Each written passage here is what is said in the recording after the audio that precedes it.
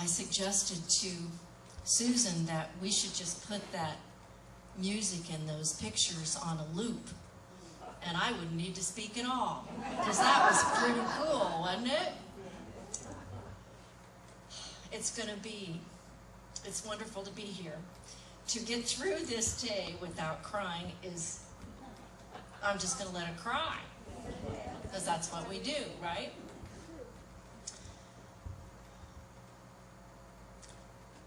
The first time I attended Unity of Mojave Valley, they were playing up on a screen Bob Marley, One Love. And I was shocked, because that was not what was showing at the last church I went to. But with that being said, I thought, you know what, I might be able to do this.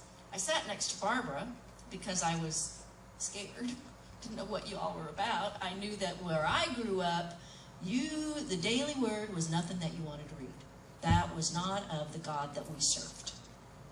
Well, that's all I'm going to say about that. And then Barry got up to speak and said, I don't want you to believe everything that comes out of my mouth. What kind of preacher is that? Who says that? No preacher I'd ever heard. Again, I thought, I might be able to do this. And his challenge was for you, for me, to find my own truth. I had never been offered that up before in any aspect of my life, and certainly not in a spiritual setting. So I have been on a journey since then, inside.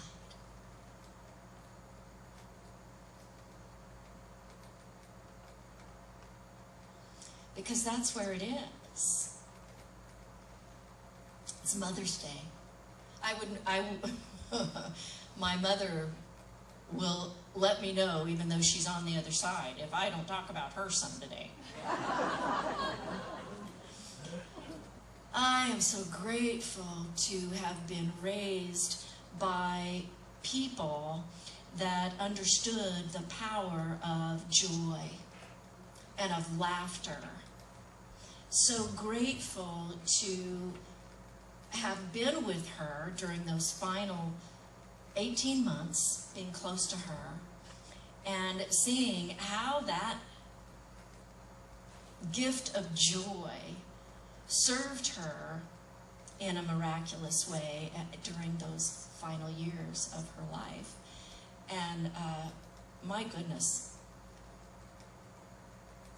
I hope I always laugh at myself the way my mother laughed at herself. The funniest jokes she ever told were on herself. And what she didn't understand was that laughter and that choice that she would make to laugh instead of cry was what that scripture, the joy of the Lord is your strength, in Nehemiah, if anybody cares. It's one of the things I've learned recently, Nehemiah. But anyway, sounds like a new prescription pill, doesn't it? So, I'll just share this briefly. When my dad passed, we only had a graveside service for him. He was an outdoor man, and that was what my mother thought that he would want. She did not, none of us want to lose it in front of people. We don't want to cry hysterically and feel all that in front of people, most of us. And so at the end of the day, after everybody had pretty much gone and things were quieting down, I asked her how she kept her composure. And she said, well, a few months ago, I parked my car at Walgreens and went and got something. And when I came out, someone had hit my bumper or something because it was loose. I've told this story before, so some of you may remember it. But anyway, She was 84-ish at the time. I'm not real sure, but you can imagine Peggy doing this, okay? So she pulled on that bumper, and it was a Honda, so it's like a rubber bumper. It's not like metal. And she kind of pulled it, creased it, but she couldn't get it off. Her thought was she would tear it off, throw it in the trunk, and take it over to my brother, and he could fix it. Well, it wasn't going to come off, so she just decided to get in the car. It was a 1990-ish Honda, so you did have the little button so she punched the button, and it wasn't her car.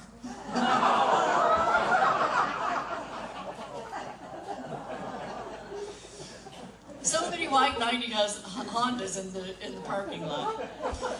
But it made her laugh. She shared it with people. It made them laugh. And on the day of my dad's memorial service, she kept that in the forefront of her mind so that she wouldn't cry. That is the power of our minds, the gift of thought. And the guidance is always there.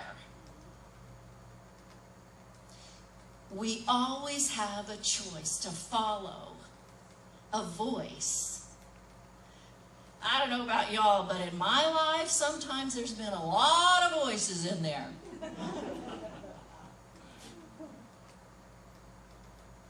But the voice is always there that will give you what it is you need. And it doesn't really matter. Even if you follow the wrong advice, you're on your right path. There's nothing you can do to get off of this path. Love is all there is. Grace Notes sang a song. Love is all there is. It's around. Slowly as the circle grows. Voices. Slowly as the circle grows. Spirit voice we come to know. All divisions fall away and only love remains.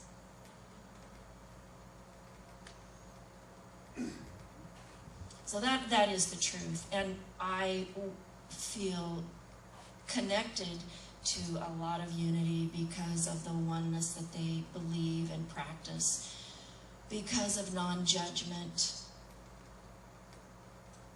that is crucial to our well-being. And the fun thing about non-judgment is that when you find the power of completely overlooking a sin in someone else, especially, perhaps, maybe not so much, could be you too, but it works both ways. When you forgive someone else, you forgive yourself. It's magic. And not only do you heal, but you have in that moment healed multitudes. The idea that we came into this world alone and naked and that we will leave the same way, it's a lie. You are never alone. You never have been. Your soul is eternal. There is no beginning and no end. When we now know about near-death experiences, that there indeed are many, many people there at that moment of possible transformation into the next realm, or whatever you might want to call it. And some of us have experienced being with someone that is sitting there and there's nobody else there but you and that person in a room, and they're saying, well, why are all these people here? What are they waiting for?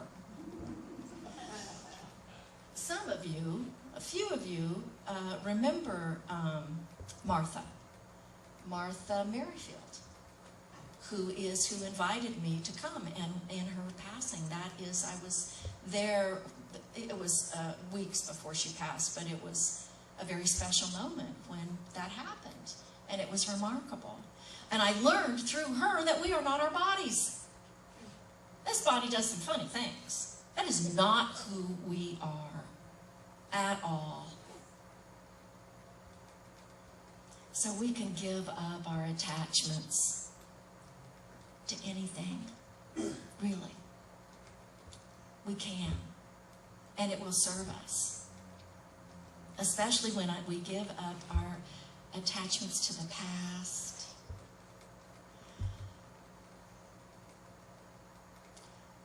Give up your investments, to release my investments into the shoulds, into what people are going to think of me. Wasn't the pandemic something about learning that we have placed some investments in some weird things? It changed a lot of things for me. And I'm sure it did for a lot of people. Susan and I were saying that we noticed that there is a change in the world. I used to come with a library. Do you guys remember that? Yeah. Now I kind of just bring notes. But yeah, I would bring 5 books and pick up one because I still... Charles Fillmore says, in the world of ideas, the metaphysician has discovered that there is a realm having potentialities whose depths he has not sounded. The realm is to him the greatest storehouse of wisdom in life, and he finds that his own center of consciousness is like it. He is essentially one with it. His thinking faculty represents the mechanical device through which all this principle is made manifest. His word sets the machinery in motion, and results follow in the realm of ideas that parallel those in the realm of dynamics. When you know this, you have the working plan upon which is based discipleship. We don't talk a lot about discipleship. It's not a word that's used. But you're disciples. You're the light of the world.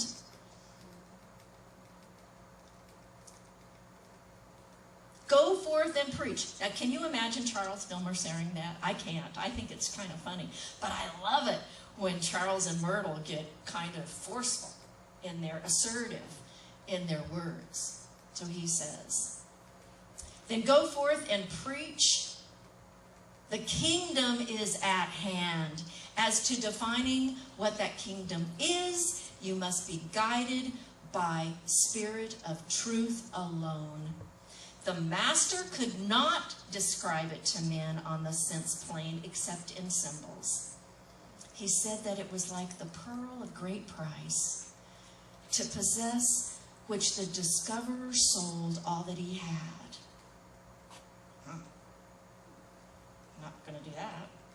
But he compared its growth in the mind to a small seed or a little leaven. You all know what leaven is, or at least those of you that bake.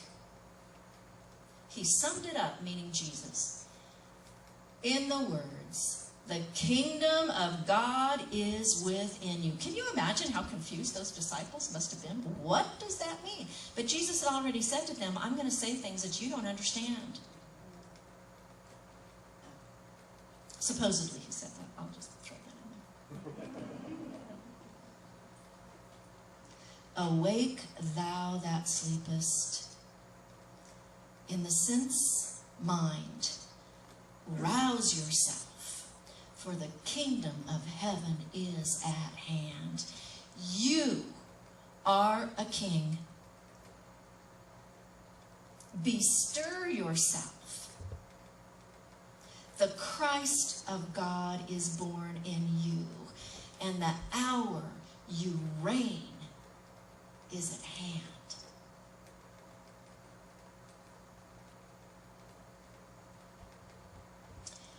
Heaven is where our home is. My brother, who made his transition in 2003 or 4, was a cowboy. And when people would ask him what he did for a living, he would say he was retired. Because in his mind, retired people did what they wanted to do. And all he ever wanted to do growing up was be a cowboy. So he did become a cowboy, and the last place where he lived was heaven to him. I have a dog, and her name is Karma. Good karma, bad karma. And I adopted her. She'll be 3 in June. And she's not a little dog, she's medium, she's 45 pounds-ish. And I don't have a fenced yard, so we do a lot of walking. And sometimes I'm wanting to keep her safe, and twice in a short amount of time. There's traffic coming, I'm wanting to keep my dog safe, make sure we're both off the road. In Ottawa, where I live, Ottawa, Kansas, which is not too far from Kansas City, they don't mark their streets with signs like we all do, like you see. They're on the ground, and they're these concrete things that have the streets on them. Yeah, it's kind of a, it's an old town, a lot of Victorian houses. It's beautiful. So I'm trying to maneuver. I live by the high school. I'm trying to maneuver, and I fell backwards right on that sign. The worst part was, somebody saw me. That car that I didn't want to hit my dog is now right there. Not like this. She rolls her window down. Are you all right? I'm fine. But when I got up, I wanted my mom. I wanted my mom. I fell about a week later the other side. Backwards. A friend said, maybe you should do some balancing exercises. I was like, no, that wasn't the problem. The problem is I think I have eyes in the back of my head. That one didn't hurt as bad because nobody saw it.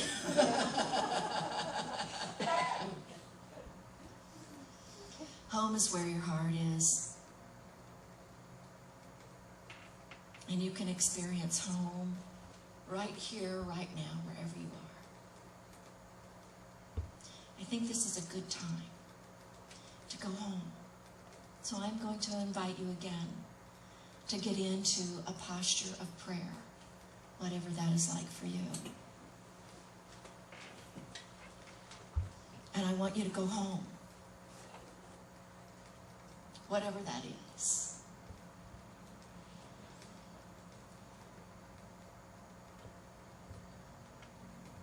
Can you smell the coffee in the morning in your family home?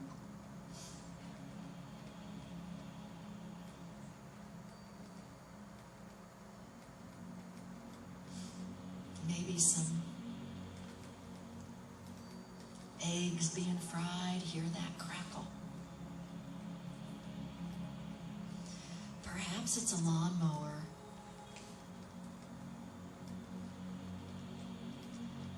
How about a rooster? Did you have a rooster at home?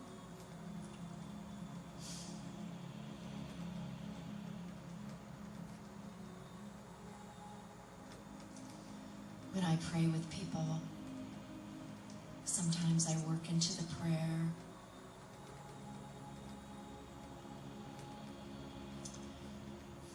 Sometime today, take time to turn off the news and turn on I Love Lucy.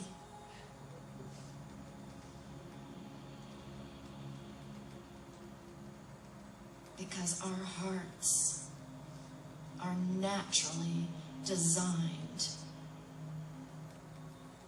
to be at joy, in joy, at home, at any moment.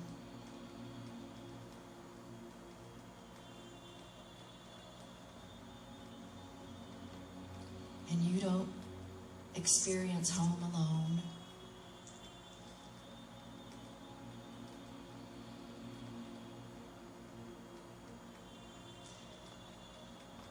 And the freedom that you will feel as you welcome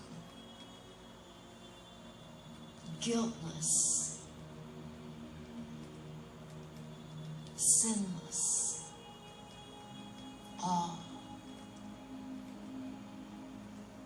to your home. The freedom you experience is love.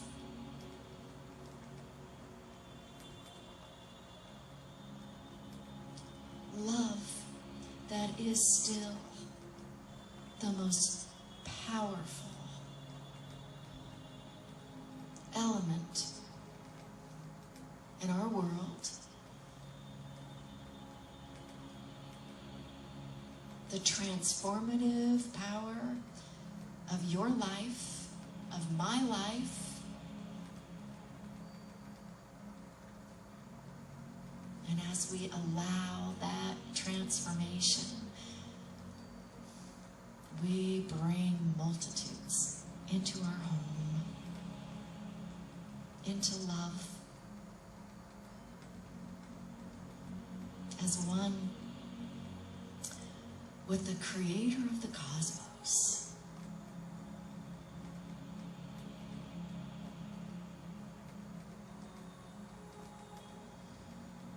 Whatever your home, we release all the intentions of love that you have into the field of loving energy and allow them to be made manifest.